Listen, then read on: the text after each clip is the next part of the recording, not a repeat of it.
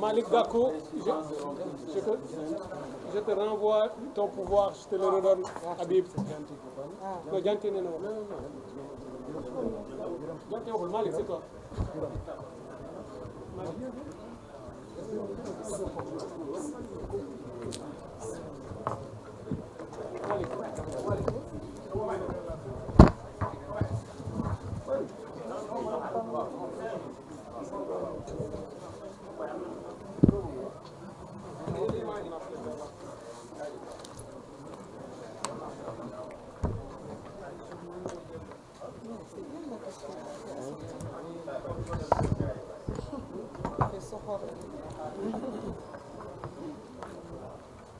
Bonsoir à tout le monde. Je pense qu'à la suite des leaders que nous avons entendus, nous présentons nos condoléances donc, aux familles des victimes. Nous exprimons notre compassion aux blessés et notre solidarité agissante à l'endroit de tous les détenus politiques dans les geôles du président Macky Sall.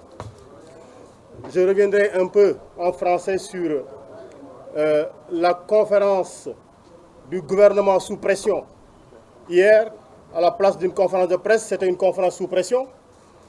Nous avons entendu des personnes totalement désorientées confondre vérité, accélération, précipitation, contre-vérité, et tout cela pour juste dire qu'ils savent qu'ils sont sous le rouleau compresseur d'une justice qui s'abattra sur eux inopinément et indéniablement. Nous savons également que leur manipulation s'effondrera. Il s'est déjà effondré contre les murs de la vérité absolue. Et ça a été démontré par tout ce que nous avons entendu au sujet des organisations internationales des droits de l'homme, Amnesty International, le Haut Commissariat des Nations Unies sur les droits de l'homme, la RADDHO. Toutes ces organisations-là ont démontré. Et on a l'habitude de les qualifier d'organisations politiques chaque fois qu'ils ont été contre un gouvernement. Mais à l'unanimité, le propos il a été unique, il n'a pas été harmonisé. Il est simple de constater, à partir du propos de deux personnes, que nous avons totalement un gouvernement à la rue. Et cette première personne, c'est Ismaïla Madior Fall, le grand constitutionnaliste. Il a fini de démontrer qu'en dehors du droit constitutionnel, il ne connaît absolument rien du tout à la matière juridique et il l'a démontré à suffisance. Et depuis qu'il a vendu son âme en matière constitutionnelle, il ne connaît plus rien du tout. Ce serait superfétatoire de le qualifier de nulard parce qu'il l'exprime toutes les fois qu'il prend la parole. Et son propos à l'image de ce qui est contesté à l'université, il a fait un auto-da-fé. Parce qu'il est en train de détruire, il est en train de brûler tout ce qu'on a enseigné dans les facultés de droit. Un véritable pyromane. Il a déclaré dans sa conférence de presse, comme ça a été dit tout à l'heure par le brillant Ngagne Demba Touré, que tout ce qui a été dit sur le passage d'une infraction de viol à une infraction de corruption de la jeunesse, c'était compris dans l'ordonnance de renvoi. Et il a dit, je le cite in extenso, que n'importe qui pouvait le voir. Mais nous tous, nous avons cherché. Dans l'ordonnance de renvoi, nous avons lu de la première à la dernière lettre dans l'ordonnance de renvoi. On n'a vu nulle part où corruption de jeunesse a été mentionnée. Dites-moi comment on appelle quelqu'un qui se met sur la place publique, qui dit des propos, qui jette des affirmations, alors que ces affirmations sont fausses. Comment on qualifie cela? Est-ce qu'il ne s'agit pas de mensonge? Je pense qu'on l'appelle bien un mensonge. Et je cite ce qui a été dit dans l'ordonnance de renvoi. Nous décernons ordonnance de prise de corps contre Ousmane Sonko et Ndeye Khady Ndiaye, le premier et la deuxième. Ordonnons leur mise en accusation et leur renvoi devant le tribunal de grande instance de Dakar, statuant en matière criminelle pour être jugés conformément à la loi des chefs de viol et menaces de mort contre le premier, incitation à la débauche, diffusion d'images contraires aux mœurs et complicité de viol pour la deuxième. Ou est-ce que vous avez entendu ici parler de corruption de jeunesse? Et j'ai entendu hier ou avant-hier un brillant menteur journaliste ancien journaliste du Pluto, dire que dans l'article 324, dans cette ordonnance-là, cette infraction-là a été mentionnée. Mais que nenni. Et M. Madior Fall déclare également dans sa deuxième précision que le chef d'accusation donc était bien visé dans cette ordonnance-là, et il avait dit, bien entendu, que tout le monde pouvait le consulter. Nous avons consulté, nous avons lu, nous avons relu, nous avons retourné cette ordonnance-là dans tous les sens, nous ne l'avons pas vue.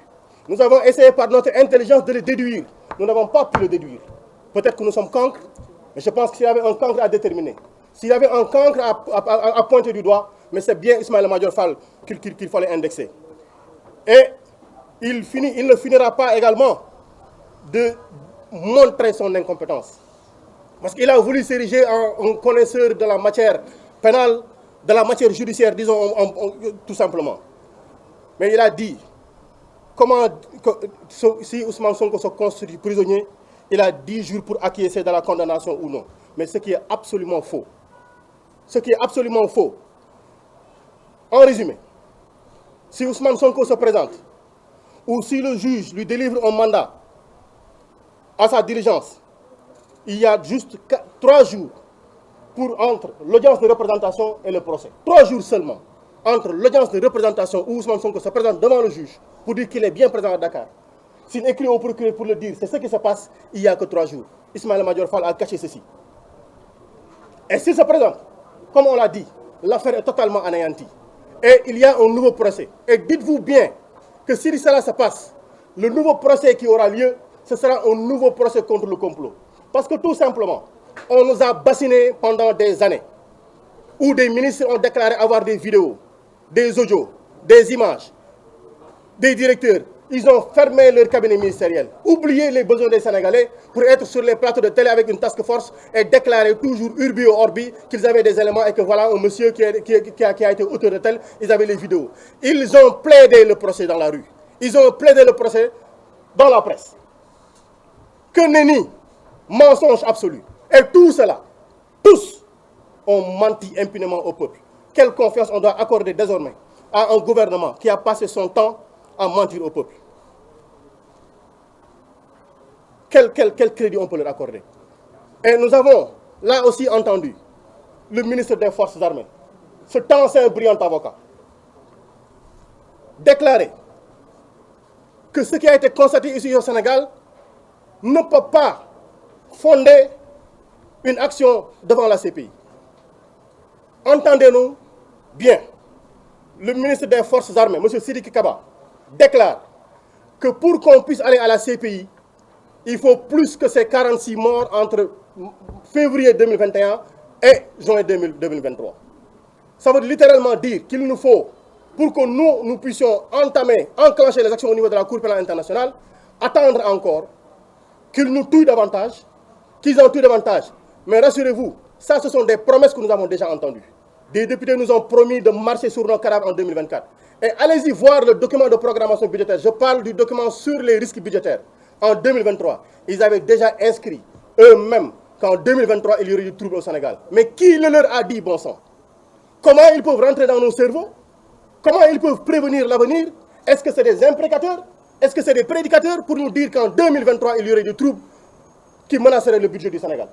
Et on le constate aujourd'hui. Ça veut dire que tout ceci a été minutieusement préparé. Et j'ai l'impression, minutieusement préparé, et c'est facile de le démontrer. C'est vraiment facile de le démontrer. Pourquoi?